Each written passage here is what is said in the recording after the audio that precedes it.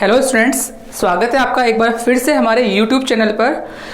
पिछली क्लास में हम लोग बात कर रहे थे विद्युत द्विध्रुव के कारण विद्युत क्षेत्र की तीव्रता की, और हमने विद्युत द्विध्रुव के कारण विद्युत क्षेत्र की तीव्रता ज्ञात कर ली थी उसके अक्षीय बिंदु पर। और हमने आपको बताया था कि अक्षीय बिंदु पर जो विद्युत क्षेत्र की तीव्रता हमारे पास आई थी वो थी 2kp/r³। ठीक है, यहाँ तक की बात अपन कर चुके हैं।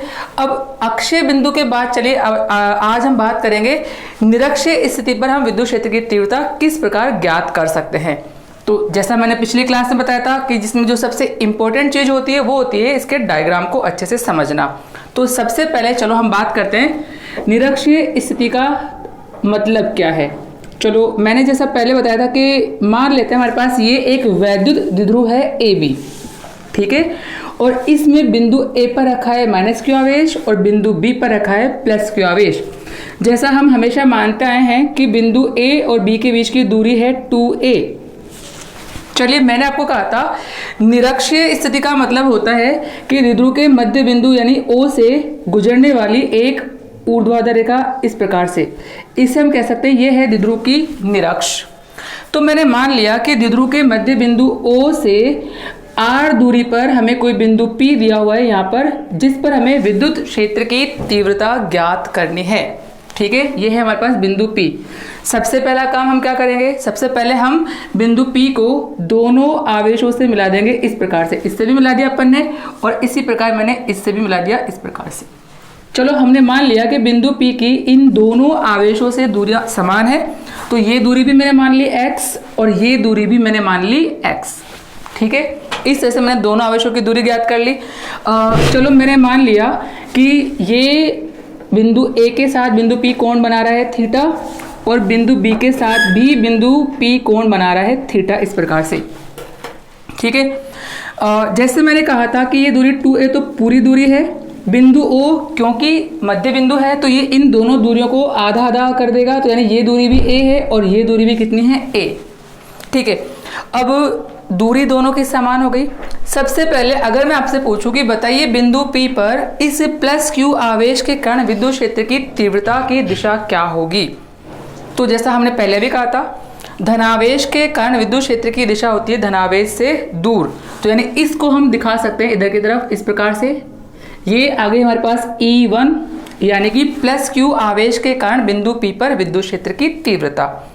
ठीक इसी प्रकार अब यदि हम ये जानना चाहें कि -q आवेश के कारण क्या होगी, तो हम बोलेंगे इधर की तरफ आएगी ऋणावेश की ओर। तो ये आ गई हमारे पास E2 ऋणावेश की ओर आ गई। अब इन दोनों का यदि हम परिणामी ज्ञात करना चाहें तो वो आएगा इन दोनों के ठीक बीच में इस प्रकार से। तो ये आएगी बिंदु P पर परिणामी विद्युत क्षेत्र की तीव्रता। चलो, इसे हम E लिख देते हैं। ये जो छोटा वाला E है ये निरक्ष को बता रहा है, निरक्ष को हम इंग्लिश बोलते हैं इक्वेटर। तो ये E का मतलब हो गया निरक्षीय बिंदु पर विद्युत क्षेत्र की तीव्रता। ठीक है, क्योंकि ये वाला कोण थीटा था तो ये एकांतर कोण होने का ये भी क्या हो जाएगा थीटा, और इसी प्रकार से हम कह सकते हैं कि ये वाला कोण भी कितना हो जाएगा थीटा। ठीक है, अब सबसे पहला काम हमारा जो है वो ये है कि मुझे E1 तथा E2 इन दोनों को घटकों में वियोजित करना होगा ताकि हम बिंदु P पर परिणामी विद्युत क्षेत्र का मान ज्ञात कर सकें। तो यदि सबसे पहले हम E1 के घटक करें तो E1 का एक घटक आएगा ऊपर की तरफ और एक घटक आएगा इधर की तरफ। क्योंकि घटक करते समय हम एक चीज का ध्यान रखते हैं वो ये कि जिस भी भौतिक राशि के हम घटक कर रहे हैं वो उन दोनों घटकों के ठीक मध्य में आनी चाहिए इस प्रकार से। तो यानी इधर जो कोण बनेगा, इधर जो घटक आएगा और इधर जो घटक आएगा, इनको चलो नाम देते हैं अपन। जैसा हम जानते हैं कि जिस भी अक्ष के साथ कोण बनता है वो घटक हमेशा cos थीटा वाला होता है, तो इस घटक को हम नाम दे सकते हैं E1 cos थीटा। और ठीक इसी प्रकार इस घटक को हम नाम दे सकते हैं E1 sin थीटा। चलो, E1 को हमने कर दिया घटकों में वियोजित। अब इसी प्रकार यदि हम E2 को भी घटकों में वियोजित करना चाहें तो इसका एक घटक आएगा नीचे की तरफ और एक घटक आएगा इधर क्षैतिज दिशा में, तभी ये इन दोनों के ठीक बीच में आ पाएगा इस तरह से। जैसा अभी थोड़ी देर पहले हमने पता किया था कि जिस अक्ष के साथ कोण बनता है वो घटक हमेशा cos थीटा वाला घटक होता है। तो यानी इस घटक को तो हम नाम दे देंगे E2 cos थीटा और इस घटक को हम नाम दे देंगे E2 sin थीटा। चलिए, तो घटकों में वियोजित करने का काम हुआ कंप्लीट। अब E1 और E2 की अगर हम बात करें तो E1 है प्लस Q आवेश के कारण और E2 है माइनस Q आवेश के कारण। क्योंकि दोनों आवेश परिमाण में समान हैं, क्योंकि दोनों आवेशों की बिंदु P से दूरियां भी समान हैं, तो हम ये कह सकते हैं कि E1 तथा E2 भी परिमाण में समान होंगे। मैंने कहा परिमाण में, दिशा दोनों की समान नहीं है, जैसा हम देख पा रहे हैं यहाँ पर दोनों परिमाण में समान है। तो परिमाण में समान होने से होगा क्या कि इन दोनों के जो साइन थीटा वाले घटक होंगे ये परस्पर एक दूसरे को निरस्त कर देते हैं, परंतु इनके जो कॉस थीटा वाले घटक ये जो दिख रहे हैं अपन को, ये समान दिशा में होने के कारण परस्पर जुड़ जाते हैं। तो यदि मुझे बिंदु P पर परिणामी विद्युत क्षेत्र की तीव्रता ज्ञात करनी हो तो मुझे इन दोनों घटकों को परस्पर जोड़ना होगा। तो यानी हम लिख सकते हैं बिंदु P पर परिणामी विद्युत क्षेत्र, ठीक है।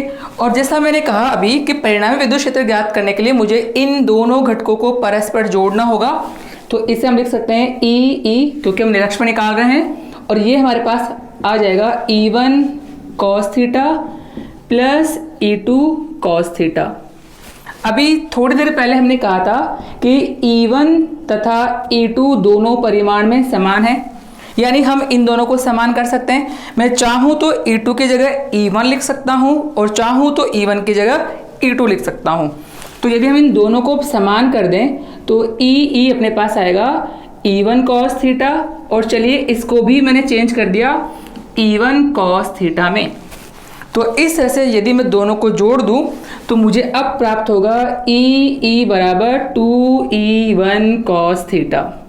ये आ गई समीकरण नंबर 1। यदि हमें बिंदु P पर परिणामी विद्युत क्षेत्र ज्ञात करना है तो उसके लिए मुझे एक तो E1 का मान ज्ञात करना होगा और एक मुझे cos थीटा का मान ज्ञात करना होगा। चलो एक एक करके हम ज्ञात करते हैं। सबसे पहले हम बात करते हैं E1 की। तो जैसा भी मैंने कहा था E1 विद्युत क्षेत्र है प्लस Q आवेश का, तो सबसे पहले हमने लिखा प्लस Q आवेश के कारण, प्लस Q आवेश के कारण बिंदु P पर,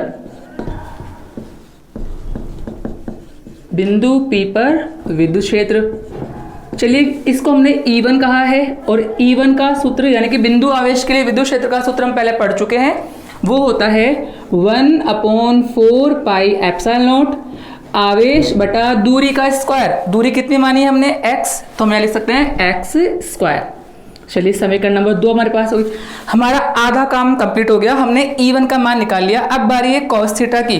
मेरे पास दो त्रिभुज हैं, एक है AOP और दूसरा है BOP, और दोनों एक दूसरे के समरूप हैं, तो मैं कोई सा भी एक त्रिभुज ले सकता हूं। तो यहाँ लिखा सबसे पहले अपन ने त्रिभुज AOP से। चलिए हमें क्या निकालना है cos थीटा, और हम जानते हैं cos थीटा बराबर होता है आधार बटा कर्ण।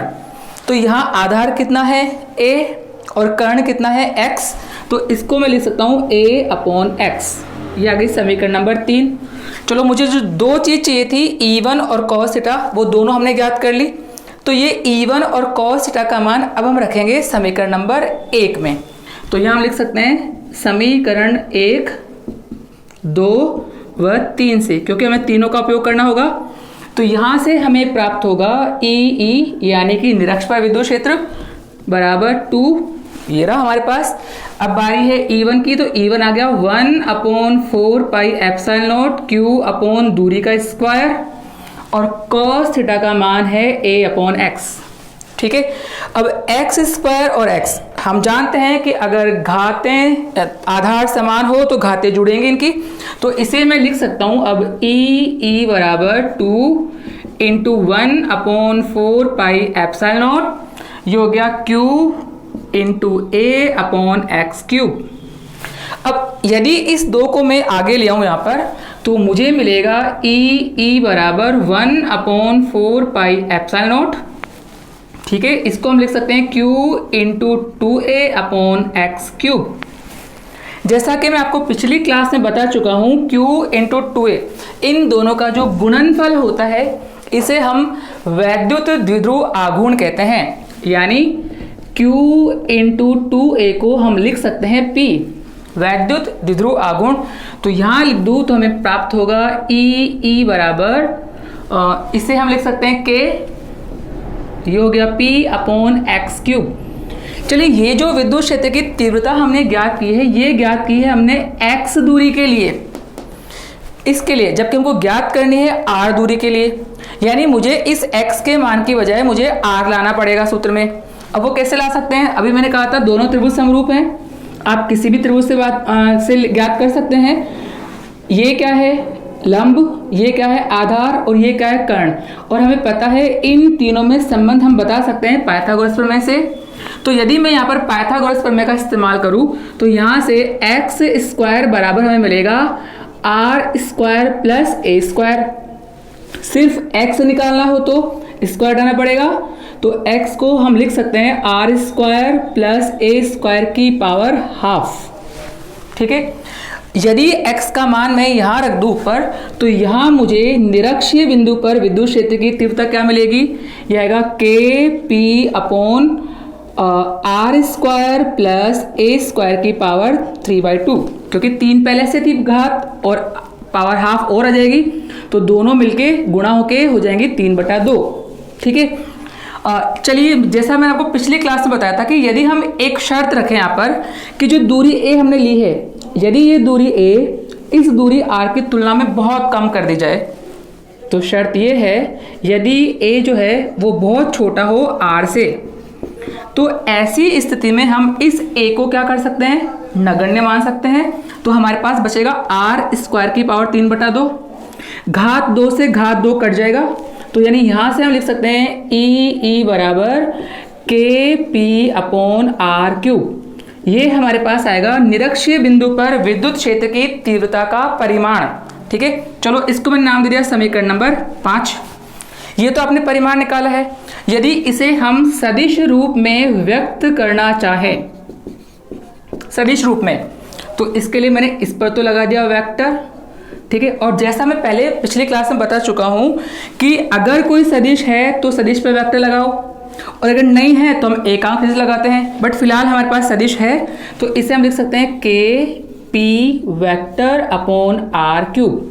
लेकिन जब हम इसे सदिश रूप में लिखते हैं तो साथ में हम लगाते हैं माइनस। अब पिछली बार तो हमने ऐसा नहीं किया था, जब हमने अक्षीय बिंदु पर विद्युत क्षेत्र की तीव्रता ज्ञात की तब तो हमने माइनस नहीं लगाया था, फिर यहाँ माइनस क्यों लगाया है हमने? तो चलो, अगर हम डायग्राम की बात करें तो डायग्राम पे देखिए बिंदु P पर हमने विद्युत क्षेत्र की तीव्रता किस दिशा में ज्ञात की है? तो आप बोलोगे सर प्लस से माइनस की तरफ ज्ञात की है, उधर की तरफ जा रही है ना ये, तो हमने कहा सर प्लस से माइनस की तरफ ज्ञात की है। जबकि मैंने आपको द्विध्रुव आघूर्ण की दिशा क्या बताई थी? हमने कहा था द्विध्रुव आघूर्ण की दिशा होती है माइनस से प्लस की तरफ इधर। तो बताइए ये और ये परस्पर विपरीत दिशा में है या नहीं? तो हम देख सकते हैं यहाँ पर डायग्राम में कि द्विध्रुव आघूर्ण की दिशा और विद्युत क्षेत्र की दिशा आपस में क्या है? विपरीत। इसी वजह से हमने ये ऋणात्मक चिन्ह यहाँ लगाया है।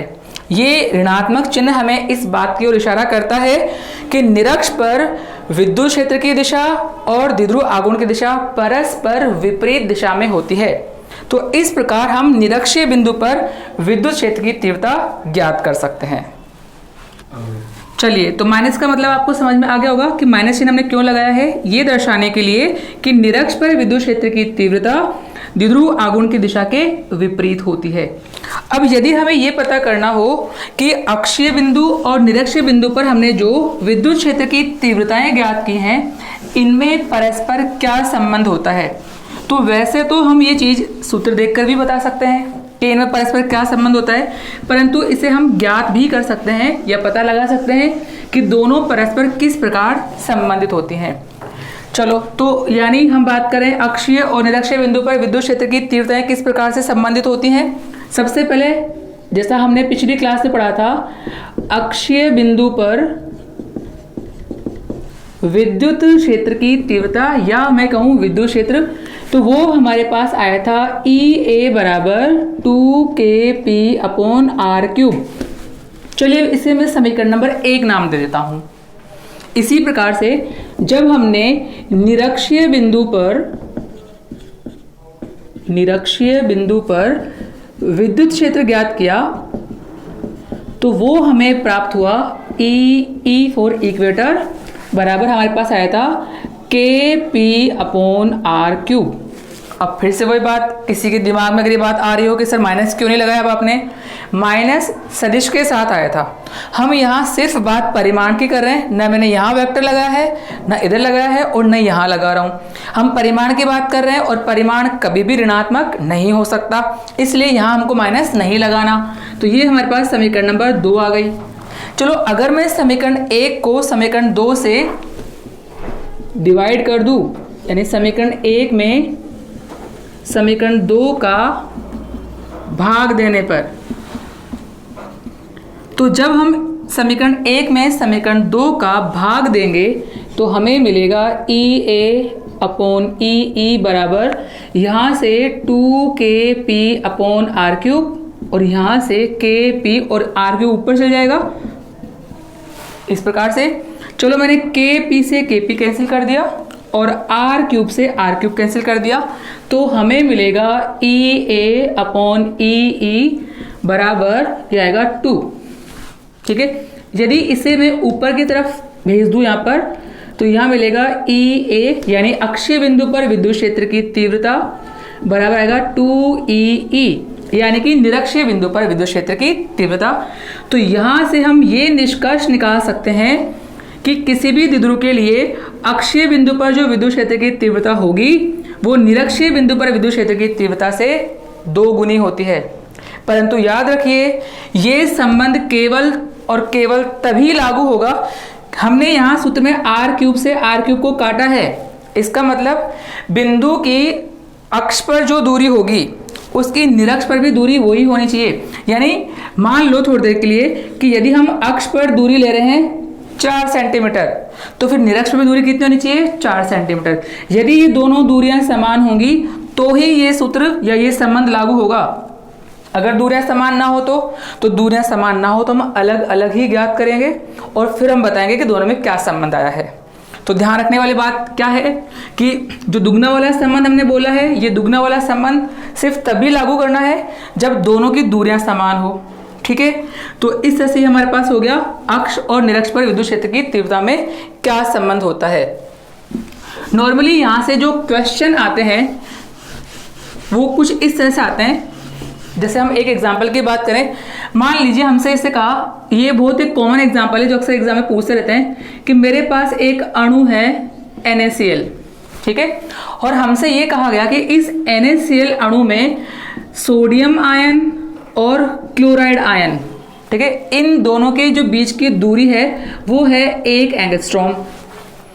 तो वो हमसे ये कहेगा कि बताइए इसके अक्षीय और निरक्षीय बिंदु पर या अक्ष और निरक्ष पर 3 एंगस्ट्रॉम दूरी पर विद्युत क्षेत्र की तीव्रता के क्या मान होंगे। ठीक है, यानी उसने ये कहा कि दूरी दी है 3 एंगस्ट्रॉम और पूछा है अक्ष और निरक्ष दोनों पर, इसका मतलब ये दूरी दोनों के लिए कॉमन हो गई। तो अगर हम इसके लिए एक सिंपल सा डायग्राम बनाए सबसे पहले, तो मान लिया मैंने कि मेरे पास ये तो है सोडियम आयन और ये है मेरे पास क्लोराइड आयन, और ये कहा कि इनके बीच की दूरी कितनी है 1 एंगस्ट्रॉम। ठीक है, अब अक्ष पर 3 एंगस्ट्रॉम और निरक्ष पे भी 3 एंगस्ट्रॉम। हमें विद्युत क्षेत्र की तीव्रता ज्ञात करनी है, तो हम दोनों नहीं ज्ञात करेंगे, हम सिर्फ कोई भी एक ज्ञात करेंगे। अब वो आप पर निर्भर करता है कि आप पहले अक्ष पर ज्ञात करना चाहते हैं या निरक्ष पर। चलिए हम एक काम करते हैं, हम पहले निरक्ष पर निकाल लेते हैं। ठीक है, अब निरक्ष पर निकालने के लिए हमने सूत्र भी पढ़ा था थोड़ी देर पहले, वो आया था Kp/r³। ठीक है, दूरी r की बात करें तो दूरी r हमें दी है 3 एंगस्ट्रॉम। अब यदि इस एंगस्ट्रॉम को मैं मीटर में चेंज करूं तो मुझे पता है कि 1 एंगस्ट्रॉम जो है वो बराबर होता है 10⁻⁻10 मीटर के। r का काम हो गया। ऊपर सूत्र में हमें p की जरूरत है पर हमें सवाल में p दे नहीं रखा, तो कोई बात नहीं, p नहीं दे रखा तो हम p का सूत्र लिख देंगे यहाँ पर। तो अगर मैं E निरक्ष पे निकालना चाहूँ पहले तो K लिखा मैंने, P को मैं लिख सकता हूँ Q × 2a। ठीक है, और दूरी r³ है ही सही, तो एक बार तो हम इसको r³ ही लिख देते हैं इस तरह से। चलो अब मैं इन सबके मान रखता हूँ सूत्र में। तो K का मान जैसा हम जानते हैं 9 × 10⁹। Q का मान, अब Q अब बोलोगे सर आवेश तो कहीं है ही नहीं, तो सोडियम पर आवेश है 1 धनायन के बराबर और क्लोरीन पर आवेश है 1 ऋणायन के बराबर, यानी कि 1 इलेक्ट्रॉन के बराबर। अब मैं चाहे प्रोटॉन की बात करूं चाहे मैं इलेक्ट्रॉन की बात करूं, दोनों पर आवेश समान होता है। तो आवेश हम ले लेंगे 1.6 इंटू 10 की पावर -19 कूलाम। चलो बात आती है 2a यानी दोनों के बीच की दूरी, और दोनों के बीच की दूरी हमें कितनी दे रखी है यहाँ पर, 1 एंगस्ट्रॉम।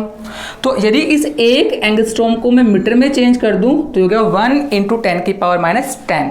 ठीक है, नीचे है दूरी का क्यूब। अब दूरी कितनी हमारे पास, 3 एंगस्ट्रॉम यानी ये वाली दूरी लेनी है, तो लिखा 3 इंटू 10 की पावर -10 का क्यूब। ठीक है, चलो इसको आगे हल करें तो निरक्ष पर विद्युत क्षेत्र की तीव्रता जो मिलेगी 9 इंटू 1.6 इंटू 1 को तो क्या लिखना, चलो लिख देते हैं। घातों की बात करें तो 19 में से 9 कम करता हूं तो माइनस का 10 बचेगा, और माइनस का 10 और माइनस का 10 हो गया माइनस का 20। ठीक है, नीचे आ जाए, चलो अपन अब यहां से 3 की पावर 3 करेंगे यानी कि 27। ठीक है, और घातें आपस में गुणा होती हैं तो यहां लिख दिया 10 की घात -30। ठीक है, अब 9 से 27 कट गया 3 बार, इसमें डिवाइड करेंगे अपन, और ये घात ऊपर जाएगी तो प्लस हो जाएगी, तो -30 ऊपर जाने पे हो गया प्लस का 30, तो प्लस के 30 में से माइनस का 20 हम कम कर देंगे, तो ई निरक्ष हमारे पास जो आएगी वो आएगी 1.6 डिवाइड बाई 3 और इनटू हो गया 10 की पावर 10। ठीक है, अब इसको डिवाइड करें तो 0.5 और फिर 3 का सिलसिला चलता रहेगा, तो 0.53 कर दिया मैंने इंटू 10 की पावर 10। ठीक है, अगर इस पॉइंट को मैं पीछे की तरफ शिफ्ट करूं यानी सिंपल सा इसकी एक और उसको दे दूं मैं, तो अगर एक और उसको दे दूंगा तो ये बन जाएगा 5.3 इंटू 10 की पावर 9। और विद्युत क्षेत्र की तीव्रता का मात्रक होता है, या तो आप लिख सकते हैं न्यूटन प्रति कूलम या लिख सकते हैं वोल्ट प्रति मीटर। चलिए ये हमने निकाली है ई निरक्ष, और मैंने आपसे क्या कहा था कि हम ज्ञात सिर्फ एक ही करेंगे क्योंकि हमें पता है अक्ष और निरक्ष में संबंध क्या होता है। मुझे पता है कि अक्ष पर विद्युत क्षेत्र की तीव्रता निरक्ष की डबल होती है, तो यानी मैं लिख सकता हूं सीधा ही कि जो ई अक्ष होता है ये होता है दुगना ई निरक्ष का। तो ई निरक्ष का जो भी बनाया था हम रख देंगे यहाँ पर, तो ये आ जाएगा 2 इंटू 5.3 इंटू 10 की पावर 9, तो हो जाएगा 10.6 इंटू 10 की पावर 9 और वही न्यूटन प्रति कूलम। तो इस तरह से हमें कैलकुलेशन सिर्फ एक बार करनी पड़ी निरक्ष के लिए। तो इस तरह से हम द्विध्रुव के लिए उसकी अक्षीय और निरक्षीय स्थितियों में विद्युत क्षेत्र की तीव्रता ज्ञात कर सकते हैं। Thank you.